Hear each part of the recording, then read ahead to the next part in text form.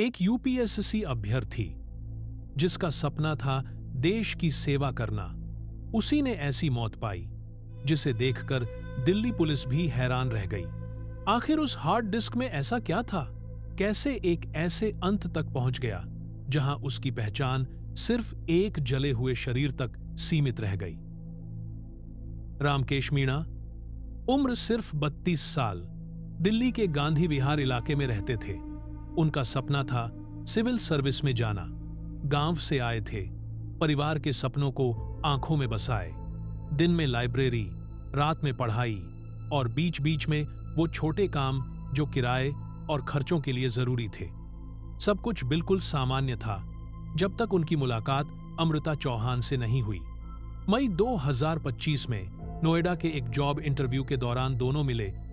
अमृता सिर्फ 21 साल की थी, फॉरेंसिक साइंस की स्टूडेंट, और अपने आत्मविश्वास और स्मार्टनेस से किसी का भी ध्यान खींच सकती थी।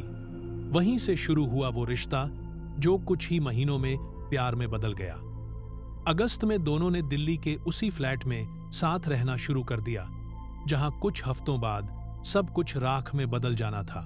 शुरुआत में सब कुछ परफेक्ट था। अमृता सोशल मीडिया पर एक्टिव थी, रामकेश मेहनती और सादा, लेकिन धीरे धीरे रिश्ते में दरार आने लगी। अमृता को पता चला कि रामकेश उसके साथ बिताए गए निजी पलों के वीडियो रिकॉर्ड करता था। उसने जब पूछा तो रामकेश ने मुस्कुराकर कहा, बस अपने लिए रखा है। लेकिन यह बस उतना ही सच था जितना कोई चेहरा सेल्फी में दिखता है। जब अमृता ने उसके हार्ड डिस्क की सच्चाई जानी तो वो टूट गई। उस हार्ड डिस्क में सिर्फ उनके नहीं बल्कि कम से कम 15 और लड़कियों के निजी वीडियो थे। जिन लड़कियों से रामकेश पहले मिल चुके थे या जिनसे उसका ऑनलाइन रिश्ता रहा था, सबकी प्राइवेसी उस एक डिस्क में कैद थी। यही वो पल था जब प्यार की जगह नफरत ने ले ली। अमृता ने उस हार्ड डिस्क को मिटाने की मांग की, लेकिन रामकेश ने इनकार कर दिया। उसे डर था कि अगर उसने वो फाइल्स डिलीट की तो अमृता उसे छोड़ देगी और शायद वो खुद को ब्लैकमेल भी कर सकती है। वहीं दूसरी तरफ अमृता का पुराना बॉयफ्रेंड सुमित कश्यप फिर से उसकी जिंदगी में आ चुका था। सुमित मुरादाबाद का रहने वाला एक गैस सिलेंडर डिस्ट्रीब्यूटर था और अब भी अमृता से बेहद प्यार करता था। दोनों के बीच फिर से बातें होने लगीं। धीरे धीरे तीनों की किस्मतें एक ही धागे में उलझ गईं, जो कुछ ही समय में टूटने वाला था। अमृता ने सुमित को सब बताया कि रामकेश के पास उसकी प्राइवेट वीडियोज हैं और वो उसे धमका रहा है। सुमित ने तुरंत कहा, अगर वो तुम्हें ब्लैकमेल कर रहा है तो उसे खत्म कर देते हैं। एक तीसरा नाम भी इस कहानी में जुड़ा, संदीप कुमार, जो सुमित का दोस्त था, और वहीं से शुरू हुआ वो प्लान जो दिल्ली पुलिस को भी कुछ दिनों तक गुमराह करने वाला था। 5 अक्टूबर 2025 की रात थी। दिल्ली की गलियों में हल्की ठंड शुरू हो चुकी थी। उस रात अमृता ने रामकेश के साथ सामान्य बातें की, जैसे कुछ हुआ ही ना हो। वहीं दूसरी ओर सुमित और संदीप दिल्ली पहुंच चुके थे। रात करीब 1 बजे गांधी विहार के उस फ्लैट की सीसीटीवी फुटेज में 3 परछाइयां दिखाई देती हैं, 2 आदमी और एक लड़की। वो दरवाजा खोलते हैं, अंदर जाते हैं और फिर कुछ देर बाद वहां से धुआं उठने लगता है। लेकिन उस वक्त किसी को नहीं पता था कि उसी कमरे में एक यूपीएससी अभ्यर्थी की आखिरी सांस चल रही है। पुलिस रिकॉर्ड्स के मुताबिक अंदर पहुंचते ही दोनों ने रामकेश पर हमला किया। अमृता ने उसे धोखे से कमरे में बुलाया जहां पहले से सुमित और संदीप छिपे हुए थे। पहले गला दबाकर उसे बेहोश किया गया, फिर तकिए से उसका दम घोंट दिया गया। जब वो मर गया तब उन्होंने उसके लैपटॉप, हार्ड डिस्क और मोबाइल निकाले। फिर अमृता ने अपने फॉरेंसिक ज्ञान का इस्तेमाल किया। उसने तेल, घी और शराब का मिश्रण शरीर पर डाला ताकि जलने की तीव्रता बढ़े और गैस सिलेंडर का रेगुलेटर खोल दिया। उन्होंने पूरे फ्लैट में ज्वलनशील पदार्थ फैलाए और आग लगा दी। बाहर निकलते वक्त वो तीनों बिल्कुल शांत थे। किसी ने शोर नहीं सुना, कोई मदद नहीं मांगी। बस कुछ ही मिनटों में सब कुछ राख हो गया। अगली सुबह 6 अक्टूबर को पुलिस को गांधी विहार के उस फ्लैट से कॉल मिली, यहां से धुआं आ रहा है। दरवाजा बंद है। जब दमकल कर्मी पहुंचे, उन्होंने दरवाजा तोड़ा और अंदर जो देखा उसने सबको चौंका दिया। एक जला हुआ शव गैस सिलेंडर के पास पड़ा था। शुरू में पुलिस को लगा कि यह सिलेंडर ब्लास्ट से हुई दुर्घटना है, लेकिन एक बात उन्हें अजीब लगी। शरीर पर जलने के निशान पूरे नहीं थे। कुछ हिस्से ऐसे थे जहां संघर्ष के निशान दिख रहे थे। जब शव की पहचान हुई तो पता चला कि वो रामकेश मीणा था।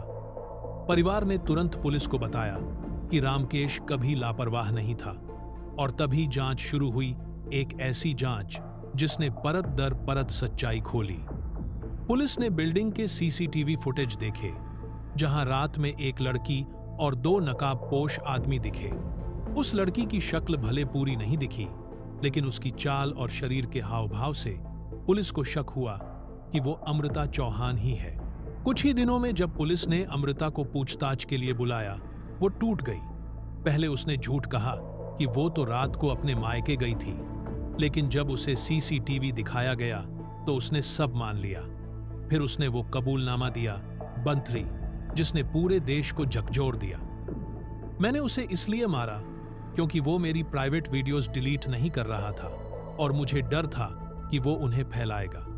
उसने बताया कि वो अपनी पढ़ाई के दौरान कई क्राइम शोज देखती थी और उसे पता था कि गैस ब्लास्ट से शरीर की पहचान मुश्किल हो जाती है। इसी वजह से उसने ऐसा करने का तरीका चुना। पुलिस ने जब सुमित और संदीप को पकड़ा तो उन्होंने भी सब स्वीकार लिया। उन्होंने बताया कि अमृता ने पूरी प्लानिंग की थी। सुमित ने सिलेंडर और कार का इंतजाम किया, संदीप ने मदद की।